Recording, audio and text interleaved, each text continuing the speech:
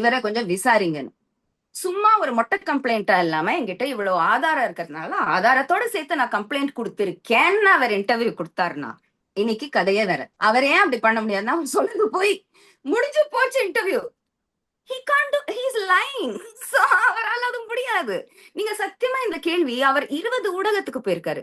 ஒரு interview வராச்சும் கேட்கலாம்ல. Sir நானும் கூட வரேன், வரீங்களா? இதெல்லாம் எடுத்து நம்ம கமிஷனர் ஆபீஸ் போலாம். ஊடக பொறுப்பு. நீங்க தேச துரோகின்றீங்க, தேச த்ரெட்ன்றீங்க, பல விஷயம் நீங்க இன்சினுவேட் எல்லாம் பண்றீங்க. அவன் ரேப் பண்ற பையன்லாம் ஏதோ சொல்லி வச்சிருக்காரு ரீசெண்ட் இன்டர்வியூல. இஷ்டத்துக்கு லைக் பேச விடுறாங்கன்றதுனால என்ன வேணா பேசிட்டு இருக்காரு. இப்போ பாலா சும்மா இருக்கான்றதுனால என்ன வேணா சொல்லிட்டு இருக்காரு.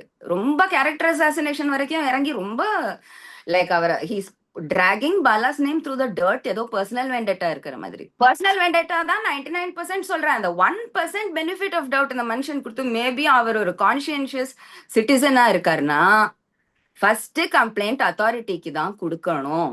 அதுவுமே உங்கள்ட்ட ஆதாரம் இருக்கு, அது இருக்கு, இது இருக்கு, எப்படியும் அந்த பையனை எக்ஸ்போஸ் பண்றதுல உங்களுக்கு தயக்கமே இல்லைன்னா ஃபர்ஸ்ட் எக்ஸ்போஷர் போலீஸ் ஸ்டேஷன்ல தான் நடக்கணும். ரெண்டாவது எக்ஸ்போஷர் தான் மீடியாவில் நடக்கணும். என் first complaint against Dhanush was in the police station.